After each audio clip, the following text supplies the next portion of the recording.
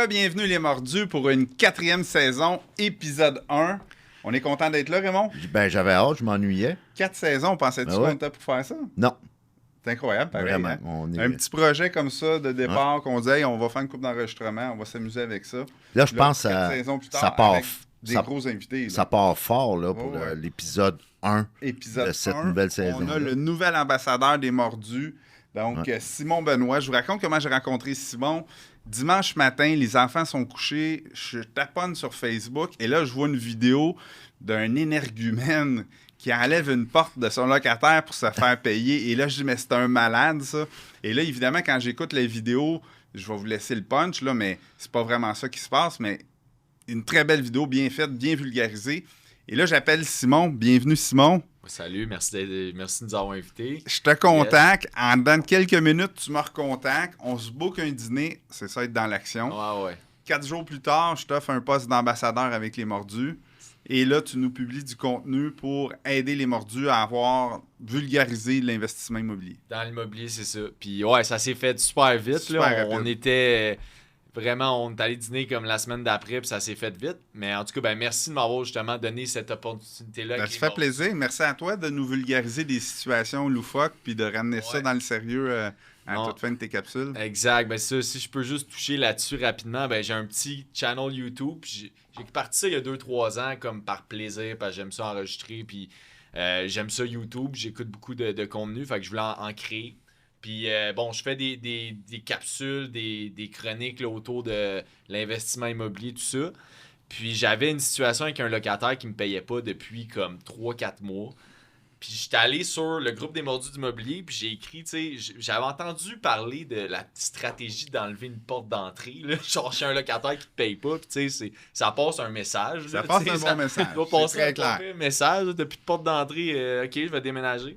Mais en tout cas, je voulais savoir si je fais ça, là, je suis dans le gros trouble, à quel point c'est pas correct. Puis bon, j'ai écrit sur les mordus d'immobilier. Évidemment, c'est illégal, là, ne faites pas ça. Ouais, c'est très illégal. J'aurais pu aller quasiment en prison ou en tout cas avoir un casier judiciaire.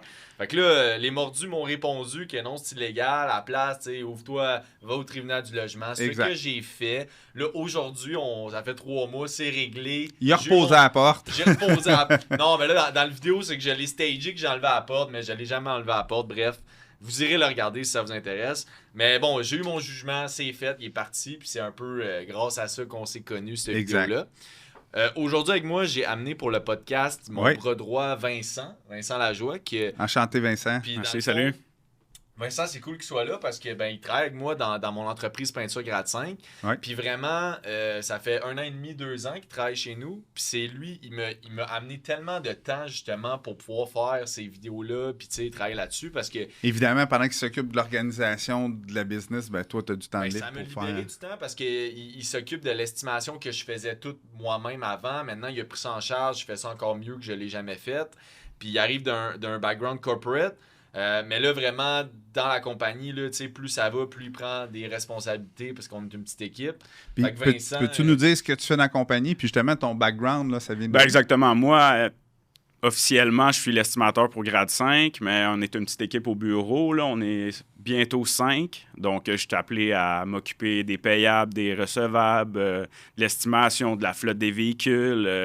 Fait que c'est vraiment le fun, le mandat que j'ai là, avec Peinture Grade 5. Il n'y a pas de routine.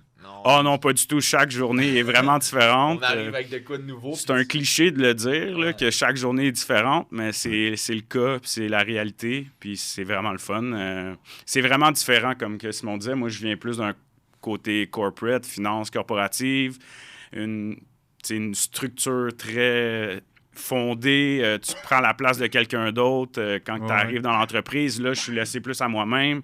Implanter des nouvelles stratégies. Fait que c'est vraiment motivant. Puis merci aussi de l'invitation, les gars. Je suis vraiment content d'être ici. Vincent, qu'est-ce qui t'a attiré de passer de la grosse entreprise à une plus petite shop? C'est sûr que au début, c'était plus que j'aimais...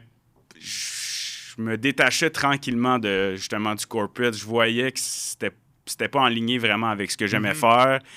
Ça a commencé vraiment par ça. Puis après ça, Simon, il y avait Peinture Grade 5 qui avait affiché ce poste-là. Puis avec beaucoup de surprises, ça m'a ça m'a parlé beaucoup, l'appel d'offre d'emploi, tu sais. C'était vraiment au champ gauche de ce que je faisais avant, mais ça m'a vraiment beaucoup parlé.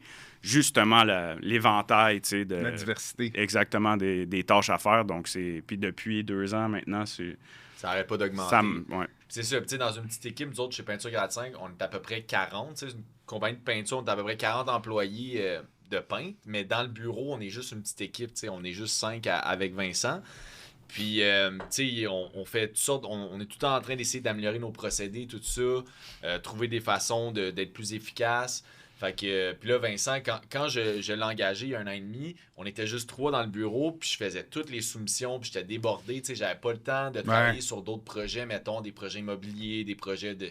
Tu travaillais dans le business au lieu de travailler sur la business. Ouais, c'est ça. Puis là, Vincent m'a vraiment aidé j'y ai confié, tu sais, toute l'estimation, là, il fait aussi des ventes, il fait pas mal plus que ça, mais tu sais, il touche à plein de choses, puis ça m'a amené beaucoup de temps pour travailler plus sur la business. Puis l'affaire aussi, c'est que Vincent, il est rendu 10 fois meilleur que moi pour faire les soumissions, tu sais, il est rendu, tu sais, moi je suis comme plus un créatif, un peu, tu sais, pas trop dans l'organisation. Visionnaire, c'est ça. Je suis moins comme précis, calculé, lui il est super bon là-dedans, tu sais, dans Excel, tu sais, t'es précis. Fait que t'es sûr de pas manquer de peinture ou manquer de budget pour acheter de la peinture. Ben c'est ça, mais tu sais, tout ça a fait qu'il a créé un système que même moi j'aurais, tu sais, on est rendu avec un meilleur système qu'on avait avant à cause que Vincent le créé, puis en plus ça m'a libéré du temps pour travailler sur d'autres choses, fait que ça a été... Super. Moi je suis vraiment content d'avoir Vincent au bureau, je sais que je te le dis quand même souvent, mais c'est ça, on fait une belle équipe, puis c'est ça, fait que c'est de même qu'on a starté ça. Ils ont l'air d'avoir du plaisir. Ils ont l'air d'avoir du plaisir, puis Simon... Avant que notre productrice pèse play puis qu'on commence l'enregistrement de cet épisode-là, tu nous as présenté ton bras droit comme un intrapreneur. Ouais. Qu'est-ce que tu veux dire par là? Ah ben, Vincent, c'est parce qu'on... Tu sais, comme je me répète, mais comme on a une petite équipe, fait que tu sais, des nouveaux problèmes, il y en a à tous les semaines, puis on fait jamais non plus le même projet qui se répète, tu sais. Fait qu'on est tout le temps porté à avoir des nouveaux problèmes, des nouveaux challenges, puis Vincent, juste, il ramasse un paquet d'affaires sans même qu'on lui demande, tu sais, ou on y arrive, on y garoche son bureau. Mais tu sais, fait que c'est ça. Puis t'es portant d'en faire plus. T'sais. Puis la clé, je pense aussi, c'est pas toujours être dans la réaction, mais beaucoup être dans l'anticipation. D'être proactif, de voir un peu dans l'avenir qu'est-ce qui pourrait se passer avec certaines choses qu'on a implantées. Tout à fait d'accord avec toi. Donc, Petit on écoute le coach. Pour notre communauté, on va définir vraiment c'est quoi un entrepreneur parce que j'ai une formation là-dessus que j'offre en entreprise. Puis on me pose la question souvent, c'est quoi ça un entrepreneur? Dans le fond, c'est quelqu'un qui prend peut-être pas les risques financiers de supporter une entreprise, mais qui a le même mindset. Quand on dit, le titre de notre livre, ça se passe entre les 2 oreilles. Entre les 2 oreilles, un entrepreneur, c'est un entrepreneur. Puis la leçon pour les investisseurs immobiliers, là, il y a un paquet de beaux mots qui ont sorti. Anticipation, créer, initiative, être proactif, aller au-delà des problèmes, être en mode solution. Tu vas avoir du fun à te libérer financièrement grâce à l'investissement immobilier. Bien, pense comme un entrepreneur ou un intrapreneur. Exact. Il sera vraiment dans la solution de problèmes, dans la création, dans l'anticipation, puis tu vas réussir bien plus facilement.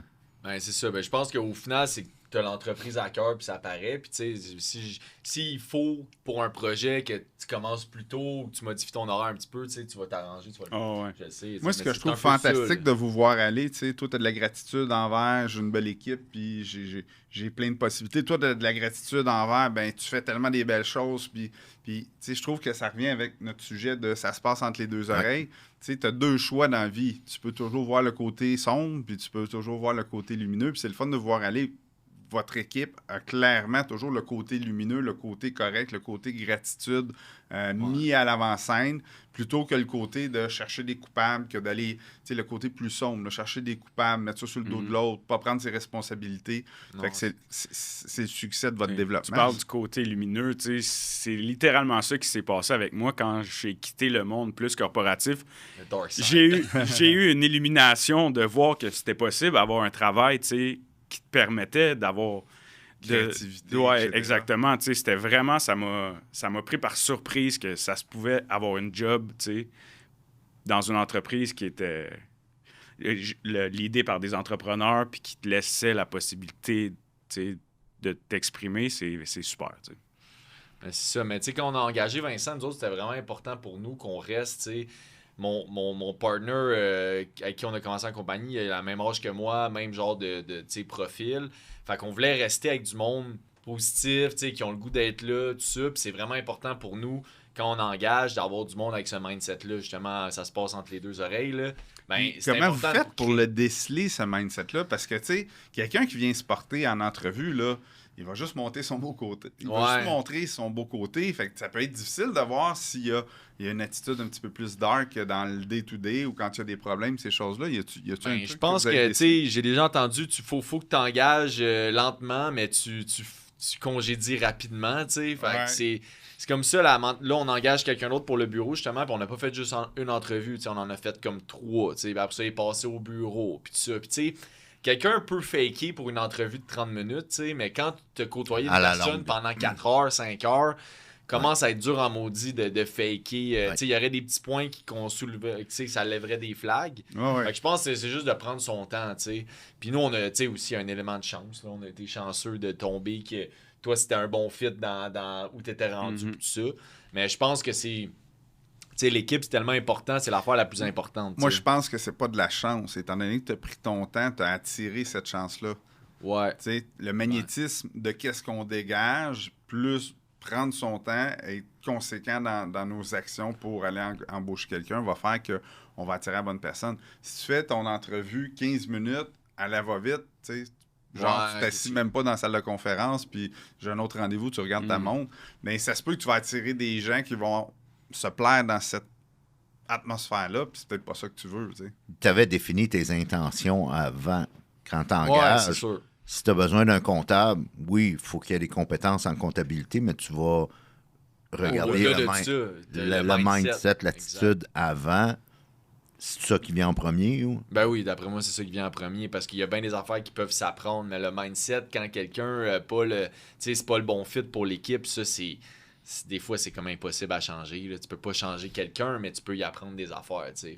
Puis Vincent, ça a été un peu ça aussi parce que au début, c'était vraiment comme un changement de. Tu étais en finance. C'était la première question que tu m'avais posée là.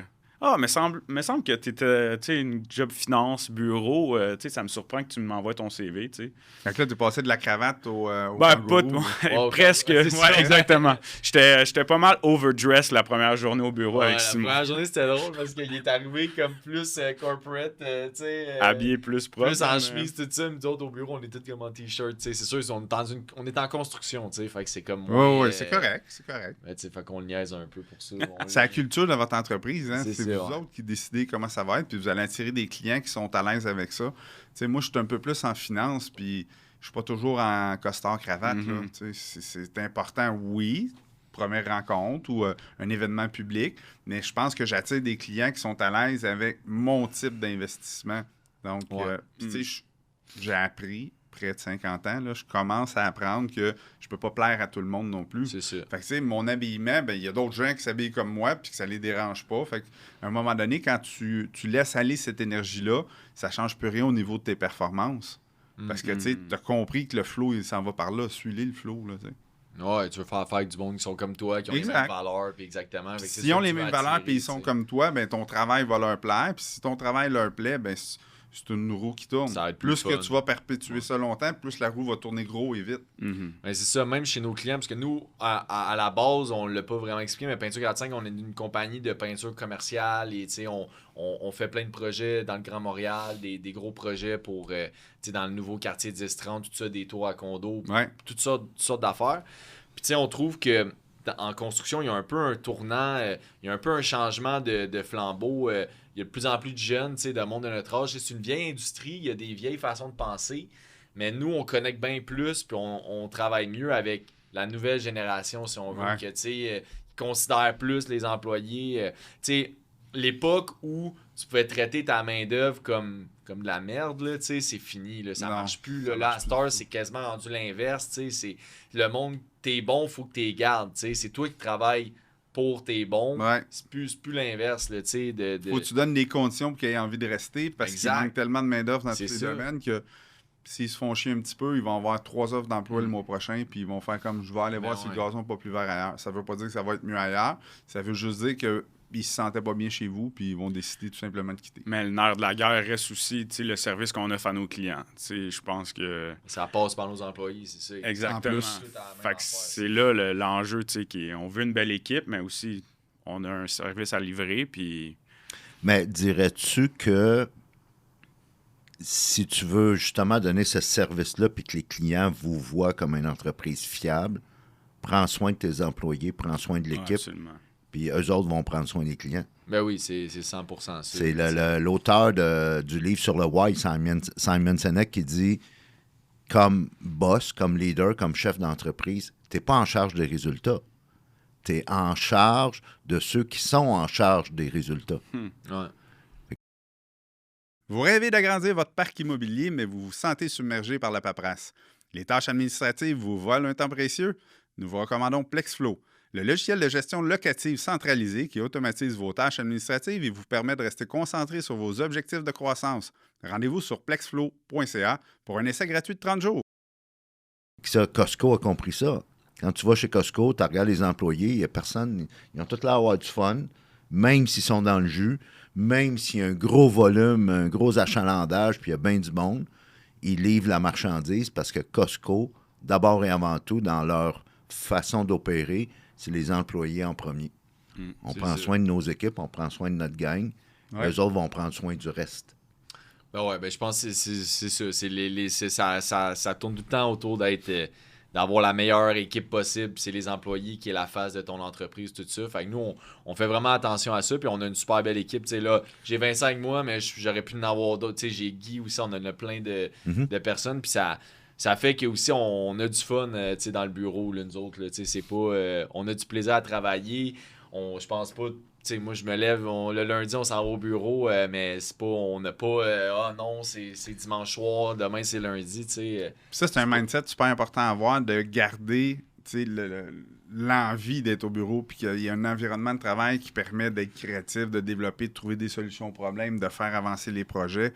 Parce que si la moitié de tes employés viennent pour le chèque de paye, bien évidemment, tu as beau donner un gros salaire, puis ça tienne les gens chez vous, puis les surpayer, mais s'ils n'ont pas de plaisir à faire ce qu'ils font, c'est sûr que ton service va s'en ressentir. Le service s'en ressent, mais qu'est-ce qui arrive? On perd de la clientèle, puis moi, je m'en rappelle quand prennent des parts de marché. Quand j'étais jeune, je travaillais dans une épicerie, là, puis je faisais du facing, j'étais commis, là, puis je plaçais les boîtes de céréales belles, là.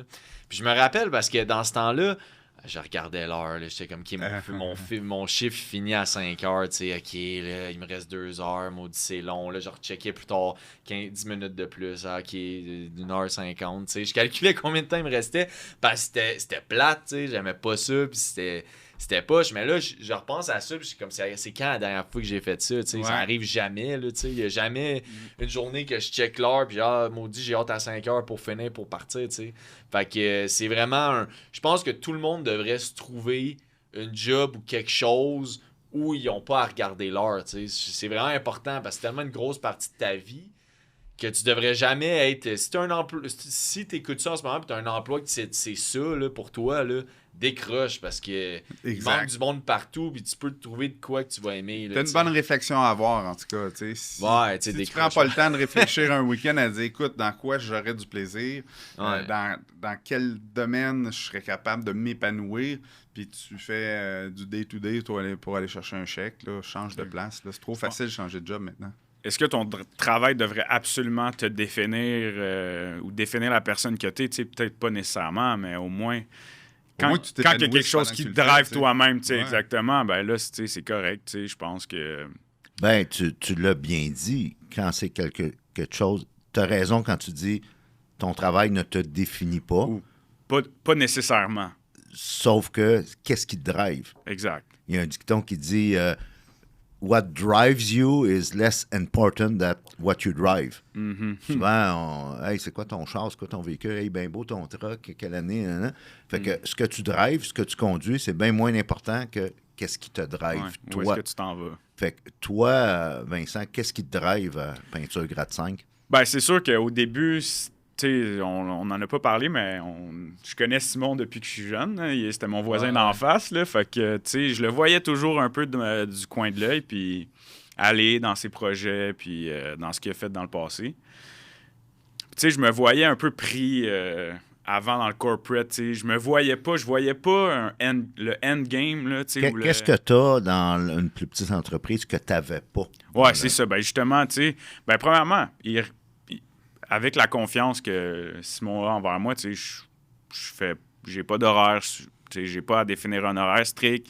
Je peux gérer l'horaire comme je veux. Les tâches, on a des priorités, on a des choses un peu moins prioritaires à faire. Donc, moi, c'est vraiment de gérer mon propre temps à moi. Puis après ça, ben, plus que tu navigues dans cet environnement-là, ben, t'as le goût de prendre ça à cœur plus, puis t'as le goût d'amener la business à un autre niveau, on dirait inconsciemment. Ça vient à toi, tu t'en attends pas nécessairement, puis tu te rends compte, crime, hey, j'aime ça, puis c'est le fun, on s'en va quelque part, puis là, tu commences à te visualiser peut-être dans 1 an, 2 ans, 3 ans, puis là, ça te garde sur un niveau, t'es allumé, t'es sur le edge, puis c'est le fun. Pépite d'or! Encore? Ben, Vincent, je t'ai posé la question, qu'est-ce qui te drive? Puis un des premiers mots significatifs qui est sorti de ta bouche, c'est confiance. Puis je pense qu'on oublie en affaires que c'est quelque chose d'intentionnel, que c'est la devise la plus importante. C'est la monnaie d'échange la plus importante en leadership, en affaires. Si tu veux faire bouger des choses, si tu veux que ta business travaille pour toi et non l'inverse, c'est la confiance. Puis c'est une rue à 2 sens. C'est pas à sens unique. C'est que c'est pas juste le boss, le leader qui fait confiance à son employé. C'est que cette confiance-là doit aussi être dans l'autre direction aussi. Puis c'est là qu'après ça, il peut s'exprimer puis il peut devenir l'entrepreneur. Exact. Comment tu l'as défini? Parce qu'il y a la devise la plus importante qui est là, qui est la confiance. Sais-tu, Raymond, quand est-ce que j'ai appris à faire confiance aux autres en affaires? Parce qu'en tant qu'entrepreneur, là, ton rôle, c'est de donner des directives. Puis généralement, tu es pressé, ça va vite. Puis si tu n'as pas des directives très, très claires, bien, le résultat de ce que tu as demandé ne sera pas à 100% de ce que tu t'attendais. Fait que là, si dans ta tête, tu recherches toujours la perfection, qu'est-ce qui va arriver? Tu n'auras jamais aucune confiance en personne. Mais si tu te dis, hey, moi, je vais me contenter de 80% de la perfection, on s'entend que ça, c'est l'excellence. Tu sais, 80%, on est dans l'excellence. Mais si tu apprends à te contenter de l'excellence, la confiance va être beaucoup plus facile parce que tu vas distribuer des tâches en disant, voici la perfection, puis sans le verbaliser, évidemment. Quand tu vas recevoir le produit fini qui est excellent, bien, tu vas être satisfait parce que dans ton mindset, tu avais déjà prévu ça. Donc, de retrancher la perfection à l'excellence, en demandant la perfection, tu vas recevoir l'excellence, puis dire ça, c'est mon barème, c'est mon niveau de satisfaction optimum. Bien, évidemment, quand tu arrives à excellence plus, tu es vraiment satisfait. Puis parfois, ça va arriver perfection parce que j'ai pris mon temps, je me suis bien exprimé, puis j'ai demandé les bonnes choses. Puis on parlait aussi de prendre responsabilité, tu sais. Si je prends responsabilité aussi que ce que j'ai demandé à mon employé et que j'avais confiance en lui, si je prends la responsabilité que c'est moi qui ai mal verbalisé ce que je voulais en échange de son temps, ben je vais chercher des solutions au lieu de chercher un coupable. Puis là, ben, je vais faire avancer bien plus mon projet parce que si je me mets à chercher des coupables en tant que leader de mon entreprise, qu'est-ce qu'ils vont faire les autres? Ils vont aussi chercher des coupables. Et là, tout le monde cherche des coupables. Ça ressemble un peu à un chantier de construction. Tu sais, les corps de métier, souvent, ne se connaissent pas. C'est jamais de la faute à personne. C'est tout le temps la faute du gars d'avant ou le gars d'après va réparer. Fait que, tu sais, c'est vraiment... Ça me fait capoter de notre industrie. Tu sais, c'est tellement rare que quelqu'un va dire genre, wow, la job était bien faite avant moi, bravo au gars qui ça se back tout de suite. Ah, si, c'est tout proche, quand même, en faire mes joints sur le... Mais justement, nous, on essaye de pas être comme ça. On essaye de, justement, amener des solutions, pas des problèmes, puis d'être axé sur les solutions parce que... Puis on essaye justement, veut pas, inconsciemment, on travaille de plus avec du monde qui ont le même mindset, des clients qui ont le même mindset. Mais tu l'attires. C'est ça, tu l'attires, parce qu'on est comme ça. Tu as défini ton brand. Le brand, c'est le message. Puis ce message-là, plus il est clair, plus tu vas attirer ce que tu veux attirer. Oui, exact. Puis on est quand même, comme je disais, on est dans une vieille industrie, c'est dur à changer, mais il y a un changement qui est en train de se faire avec la nouvelle génération, si on veut. Puis ben on fait partie de ça. Puis c'est quoi ça. le changement entre la nouvelle génération puis l'ancienne? Ben le changement, c'est que justement, avant, on dirait que on valorisait pas assez les êtres humains qui travaillent sur les chantiers, le monde qui font la job. T'as tout le plus monde- l'esclavage, là. C'était Je te quasiment paye, de donc tu fais l'esclavage. Je qu'est-ce te qu'on te paye, demande. donc tu fais ce que je veux, puis je veux pas t'entendre, puis c'est comme ça. Plains-toi pas. Puis maintenant, ben c'est plus collaboratif, tu sais. Puis il y avait aussi, je trouve... Qu'est-ce que je peux faire pour t'aider à faire plus vite et à faire mieux? Ouais, puis le monde sont aussi plus ouverts d'esprit. Tu sais, t'as-tu une meilleure façon de faire? On a-tu une meilleure technique qu'on pourrait aller plus vite ou chercher de l'efficacité? Tu sais, avant, on dirait que c'était plus comme, ben voici la méthode, c'est comme ça que je l'ai tout le temps fait, puis c'est de même qu'on va le faire. Puis ça, quand je frappe quelqu'un qui pense de même, moi, ça me choque tout le temps, là, parce qu'on dirait le monde... Moi, je suis tout le temps en train de me poser des questions. Tu sais, y a-t-il une façon qu'on peut s'améliorer? Ouais. Y a-t-il une façon qu'on peut être plus efficace? Puis, tu sais, je vois tant 1000 possibilités, mais quand t'arrives avec quelqu'un qui est comme, non, c'est de même qu'on le fait, puis c'est stiff. Mais ça, c'est de rester dans sa zone de sécurité. Ouais, Tu sais, ces gens-là, souvent, là, c'est parce qu'ils doivent manquer de confiance en eux, qu'ils doivent avoir besoin d'un peu plus de support, qu'ils vivent des choses qui les rendent un peu instables. Parce que quand tu restes dans ta zone de sécurité, ben, tu es confortable. Ouais. Là, quand tu es confortable, puis ça fait un certain moment que tu es confortable comme ça, des fois, ça peut être difficile d'étirer la zone de sécurité. Tu sais, ça demande une certaine énergie de dire, ben, on va trouver une nouvelle façon de faire pour économiser des coûts à nos clients, pour être plus performants. Mais il faut que tu sortes de la zone de... Ouais, des chemins battus. Là, Exact. faut que tu- Puis, tu as dit le bon mot, la bonne expression, chemin battu. La vie, c'est un constant apprentissage. Puis quand on parle d'apprentissage, c'est fatigant, l'apprentissage. Ouais, ça demande de Même l'énergie. physiologiquement, parce que notre cerveau a ce qu'on appelle des chemins neuronaux. En d'autres termes, des tracts. Puis quand tu sors de la traque, ben c'est plus tough. Ouais. Puis ça te tire du jus. Fait que soyez pas surpris, les investisseurs immobiliers, les entrepreneurs, tout le monde, on est conscient que la croissance personnelle, c'est important si tu veux devenir un meilleur investisseur, un meilleur entrepreneur, meilleur humain. Tout le monde est d'accord, sauf que ne sont pas conscients que c'est inconfortable à apprendre. Ouais, changer. Parce que souvent, il faut que tu apprennes à désapprendre.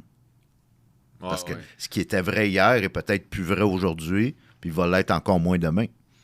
Puis je pense que c'est encore plus dur. Plus tu vieillis, plus on devient stiff dans nos habitudes puis nos routines. Puis tout Ben, ça. on a des tracts. Tu Ben, as c'est parlé ça, de sentiers les battus. tracks là. deviennent de plus en plus... Ben oui. tu sais, les chantiers deviennent de plus en plus ouverts.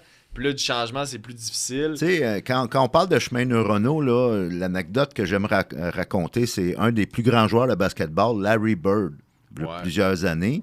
Il tournait un commercial de 7-Up. Puis dans le commercial, on lui demandait de rater le panier. Il n'était pas capable. Ils ont dû reprendre la scène plusieurs fois parce qu'il n'était pas capable de rater le panier. Fait que soyez pas surpris quand vous apprenez une nouvelle notion, une nouvelle façon de faire, une nouvelle façon de traiter des humains. On parle beaucoup d'humains dans ce podcast-là. Ouais. C'est fatigant au début, c'est normal. Tout changement est tough au début, même ça va être le bordel dans le milieu, mais à la fin, ça va être le fun. Mais en général, Raymond, dirais-tu que dans la vie, pour évoluer, il faut apprendre à devenir confortable avec le changement Oui. pour pas que ça soit tough? Tu sais, je donne un exemple, là, si tu veux faire un marathon, ben ton marathon sera probablement jamais confortable d'un bout à l'autre. Par contre, plus que tu vas courir, Ouais. plus que tu vas arriver à faire ton marathon d'un bout à l'autre en gardant le sourire, tout le moins, pas comme moi en pleurant. Fait que, mais c'est la même chose dans la vie. Si tu veux passer par des chemins un petit peu plus compliqués, si tu veux évoluer, si tu veux finir par t'épanouir vraiment, ben, il faut que tu apprennes à devenir confortable dans l'inconfortable. Exactement. Ouais, ça, c'est l'histoire de notre entreprise, tu sais. C'est comme ça. Ben, tu sais, quand on a parti la compagnie, je sais pas, j'ai le temps de le rencontrer Vas-y. rapidement. Ah oui, vas-y. On revenait de peinture étudiant, que ça, c'était une petite entreprise que tu faisais l'été avec des étudiants, tu les engageais pour faire des decks, des patios. Puis le moment qui a été comme un moment définitif pour nous, c'est dans ce temps-là, on travaillait au bureau de mon associé, puis il était en retard un matin. Puis j'avais vu, moi j'étais dans l'auto, je l'attendais pour aller travailler au bureau chez lui. Puis j'avais vu une maison en construction pas loin, tu sais, puis je m'étais dit, ben, tu sais, nous, on fait de la peinture, cette maison-là est en construction, il va falloir qu'il peinture un jour. Mais à ce moment-là, on faisait juste des petits patios, des petits extérieurs, des salons, tu sais. Puis là, c'était un gros projet, c'était une maison neuve, puis c'était une grosse cabane dans le 10-30, là. Mais j'étais quand même, tu sais, j'ai décidé que, regarde, je vais prendre ma chance, je suis allé. Puis, tu sais, j'ai cogné à la porte, j'ai rencontré le contracteur. Long story short, on a eu le contrat. J'ai appelé mon partner, j'ai dit, j'ai une bonne nouvelle, une mauvaise nouvelle. La bonne nouvelle, c'est que je viens de booker le plus gros contrat qu'on a jamais eu. La mauvaise nouvelle, c'est qu'il faut commencer dans 2 jours, tu sais. Puis là, lui, il capotait, mais là, tu sais, on a trouvé une façon de livrer la marchandise, on a fait une belle job, puis ça l'a suivi, tu sais, après cette maison-là, ça se construisait dans le coin, on s'est fait référer, on en a fait une couple d'autres dans le coin, puis c'est de même qu'on a vraiment pris comme plus un tournant vers les projets neufs, les projets commerciaux, mais tu sais, ça s'est fait parce qu'on a été, tu sais, willing d'être inconfortable et de faire de quoi de nouveau. Mais t'sais. L'inconfort n'a pas duré tellement longtemps. On s'entend, tu sais. T'es quelqu'un qui est capable de discuter puis de jaser. Puis le bout difficile, selon moi, c'est de débarquer de ton char et aller cogner à la porte. Ouais, après ça, quand la conversation est entamée, tu fais comme, qu'est-ce qui peut arriver de pire? Rien, là, tu sais. C'est comme aller au gym, tu sais. Le plus dur, c'est d'y aller, tu sais. Une fois que t'es dedans ou de mettre ton linge, tout ça, une fois que c'est le premier step, des fois, qui est le plus dur. Une fois que t'es rendu, souvent, tu sors du lit, tu fais comme ça me tente pas, mais une fois que t'as commencé, tu fais, on va se donner pour l'heure qui s'en vient. Une fois que t'embarques sur le tapis, tu commences à bouger, tu fais le mieux, puis ça va bien. Voilà. C'est souvent le mindset de juste comme, let's go, on prend le premier pas, puis après ça... les choses, tu sais, il y a des belles choses qui peuvent arriver. Exact. Vincent, comme d'habitude, ça passe trop vite. L'entrevue tire à sa fin. Un peu comme mot de la fin, là, en guise de mot de conclusion. Qu'est-ce que tu as appris dans les dernières années en passant du corpo dans une petite shop, une petite entreprise comme Peinture Gratte 5 sur les humains, sur la business, sur l'entrepreneuriat? Puis... Ce que je dirais, c'est de se faire confiance. J'ai appris à beaucoup plus me faire confiance. Je savais que j'avais un coffre à outils correct. J'avais la base des outils dans mon coffre. Je pense que j'ai des bonnes qualités interpersonnelles. J'avais le stock pour avoir du succès, mais c'est apprendre à se faire confiance. Dans mon milieu plus corporatif avant, t'as ton boss en haut, puis lui, il a son boss en haut. On dirait que la structure te rend plus confortable ou en tout cas te rend confiance. Puis ça me mettait un peu en... J'avais des doutes un peu à changer, sortir de ce milieu-là, mais j'ai appris après à me faire confiance beaucoup plus. Puis c'est ça qui me permet aujourd'hui de m'améliorer puis grandir dans Peinture Gratte 5. Donc, on se passerait plus de tout. L'investisseur immobilier qui s'apprête à sortir du corpo, parce qu'il y en a beaucoup, parce qu'il se dit, moi, je veux plus de boss, là, puis j'aimerais ça... Oui, il va retrouver une liberté, une agilité, un espace pour pouvoir plus s'exprimer. Ça vient toutefois avec un inconfort, ça vient avec un danger, si on veut, entre guillemets, où il va devoir apprendre à se faire confiance, sauf que tu ne reviendrais pas en arrière. Non, pas où ce que je suis en ce moment, non, pas du tout. C'est un passage obligé. Oui, c'est ça, exactement. Mais non, c'est ça. Puis c'est là beaucoup de reconnaissance aussi, tu sais. Mes expériences dans le passé, je voudrais pas les effacer, tu sais. Mais non, c'est sûr. Tu vis avec, puis je suis content d'avoir vécu ça. C'est ça qui t'a bâti aussi. Exactement. C'est ça qui t'a permis d'arriver où ce que tu es présentement. Tu sais, souvent, je dis, mes pires erreurs ont fait que j'ai modifié mon être, ma personne, mon mindset encore plus pour arriver au but que j'avais à atteindre. Fait que, tu sais, c'est important de faire des erreurs. Mais ce qui est important, ben, c'est tout de suite faire amende honorable puis s'excuser si on a affaire à s'excuser. Puis ensuite de ça, ben, voir c'est quoi les solutions puis qu'est-ce qui nous attend puis comment on doit modifier notre façon de penser pour arriver à nos buts. Ouais. Simon, comme mot de la fin, pour nos investisseurs immobiliers, la gang de mordus. Foncez. Allez-y, faites le saut, tu sais. Il y a tellement... vous allez le regretter sinon. Puis la meilleure... Tu sais, mettons qu'on parle de l'immobilier, là, le meilleur moment pour investir, c'était hier. C'était il y a 10 ans. Fait que, tu sais, si vous pensez, vous écoutez ça, vous pensez, je pense quitter ma job, prenez les risques. Tu sais, la vie est trop courte, là.